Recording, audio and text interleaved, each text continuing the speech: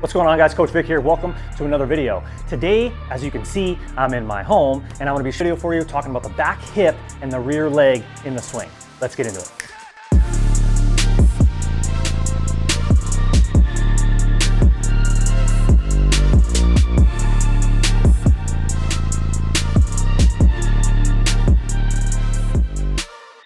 Okay guys, so a couple of my recent videos, I had a couple people comment asking about the same topic, and that was talking about the back hip and the rear leg, creating more drive from the lower half or the back side.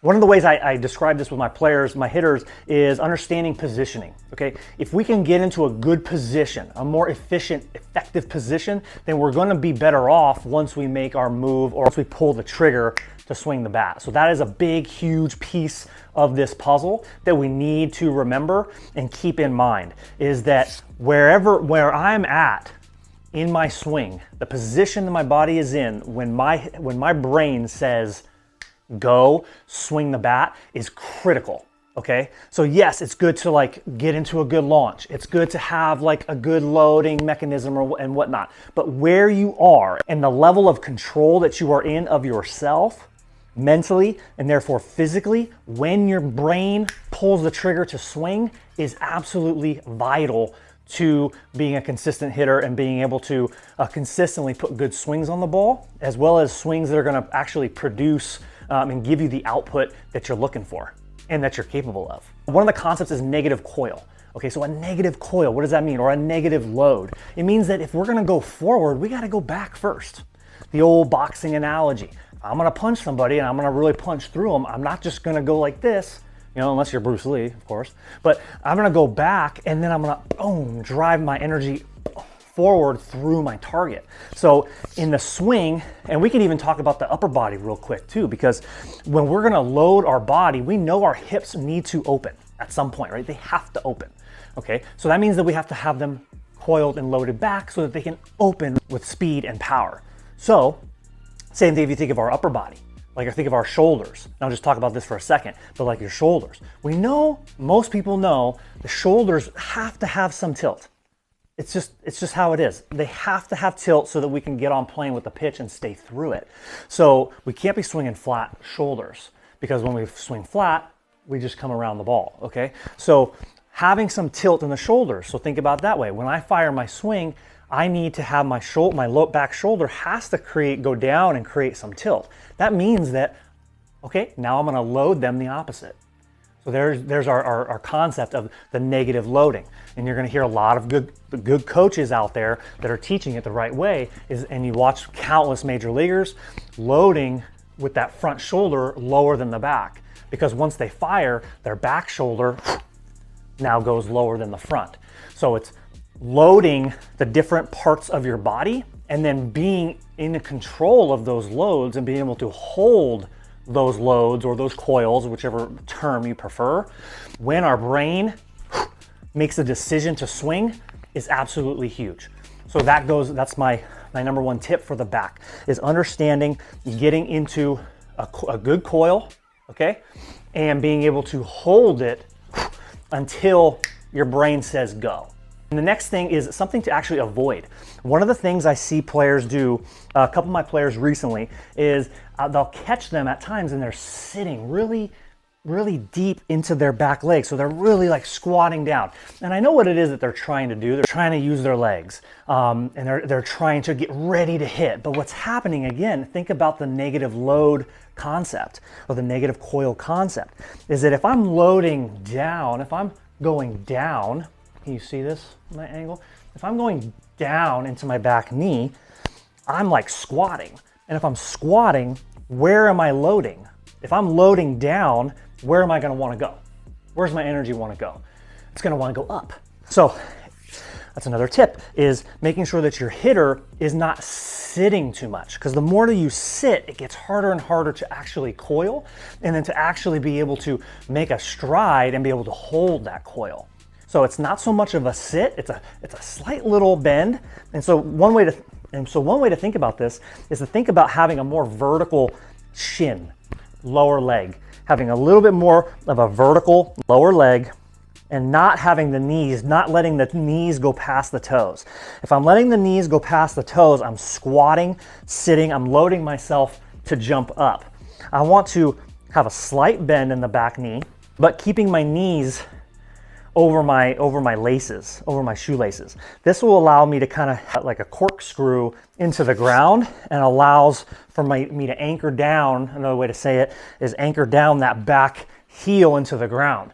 Now, once I've got that coil in the ground, I'm in a better position to release that energy toward the ball with good hip action versus sitting, kind of coming forward, everything is still kind of neutral or open, and now I have no hips to actually fire through the ball, or as I'm coming forward, everything just tends to go up like this.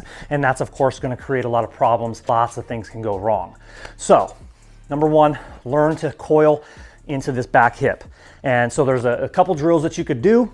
One drill could be like the 45 drill. If I'm hitting toward the camera, if you're the pitcher, I'm going to open up to a 45, and what I can do is this drill here is where I work on coiling back. And now what's going to happen is you're going to feel, the hitter's going to really feel themselves getting around that back hip. So it's an exaggerated move, but it allows for the hitter to feel what you're trying to do. So then when they get into more of a neutral position, a neutral stance, this feeling is much easier to recreate because they felt the extreme version of it. And so that's the idea with all drills really, is that most of them are exaggerated or puts the player in a position where it highlights the area that we're trying to improve. Even if it's just a small adjustment in the actual swing, the drill is designed to give it more of an exaggerated feel. Okay, so 45 drill is a good one because what's going to happen is it's going to be really hard to sit. I'm going to lose that coil in my hip. So I'm going to stay a little bit taller. Think about having a vertical shin bone and coiling around that shin bone, keeping it vertical and feeling everything twist around the back. Now, that's the feel we want as we make our forward move into the ball. And so from there, when our brain is saying, and our hands are up, knobs kind of to the catcher, front shoulders a bit lower than the back. Now from here, once I pick out a good pitch and I make a decision to go, boom, then everything can fire as it's intended to. Another area is to keep in mind is like the squish the bug thing. Going back to the back leg is squish the bug. It creates a bit of a turning and possibly like a collapsing back behind. We're not really taking energy the back hip to the ball, and it's more of a spin. So you can see the difference here in the video here as you're watching. If I spin, there's nothing going toward the ball, right? It's just a spin. And so this is squish the bug. But if we can get this back hip starting to work toward the middle from a good hip coil, boom, now there's more of a peel, like the heel is peeling off the ground and up onto the toe, front big toe, versus the old squish and turn. Squish and turn.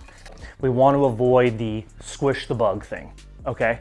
And work on working that back hip from a coil and working the back knee and hip toward your center, toward the baseball, in other words.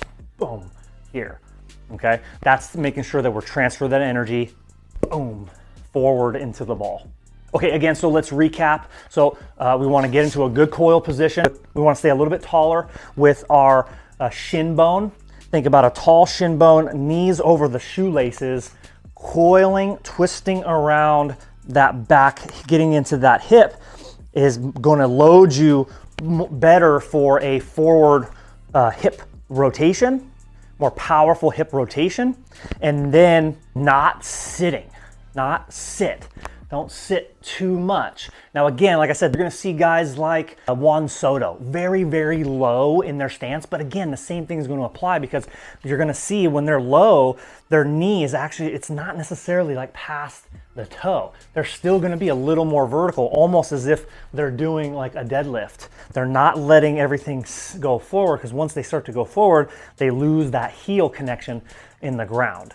And the next big key to remember is this is all great. If we can do drills and we can get to a good hip coil, stay a little bit taller on that back leg and all that good stuff. But if we are not in control of our body tempo, I call it the tempo, as we're making our move into a foot plant, or if you're like a heel up and then a down, if we are not holding that position when the brain is saying swing the bat, we're not going to be in a good position, right? Because if we're not there, as I'm going forward, everything opens. Well, now that was great that you got there in the first place, but you didn't hold it. So now when I'm swinging, I'm back to where I was before. Not much power coming from the lower half, and it just creates a domino effect of issues. Another drill that you could do is work on, I call this the control point, is the peak of your load. So I want the hitter to feel themselves into that back hip.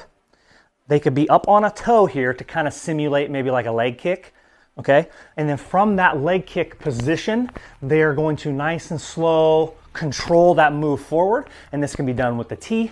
This can be done with front toss. I even do this with overhand throw from my hitters, is to be able to judge the different distances and to be able to time it with their forward move. This move needs to be slow and needs to be controlled. Slower the better. Most players are going to rush this move.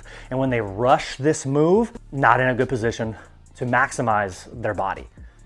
Get into that hip, control the move forward, and fire from the backside. So tip number 3 is to land soft. Okay, so the land soft, that kind of goes hand in hand with getting into the hip coil. David Ortiz said it himself. Learn how to control this right here. Leg kick, like that was an X, and I was stepping on top of.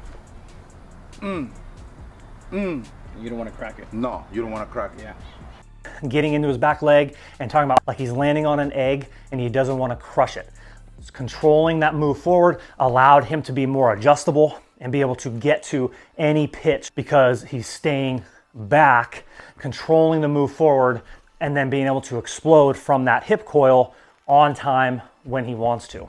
Okay guys, hopefully that was helpful. I just kind of threw something together. If you have other questions or areas and things that you want to talk about, please be sure to drop them in the comments down below. I also have some free goodies in the description below. I have a mental imagery audio, which can be helpful for rehearsing your practice, rehearsing your training, as well as a 3-step release routine, which is going to help you in between at bats, in between pitches, relax, refocus, and dial in your plan in between pitches. You see, hitting is such a difficult thing to do, and in baseball, there's so much downtime.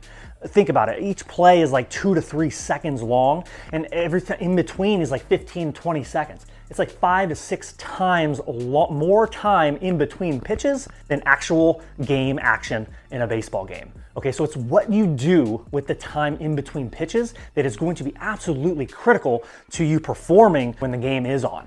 If you haven't already, hit subscribe, like the video, ring the little bell to be notified of future videos, and I'll see you guys in the next one.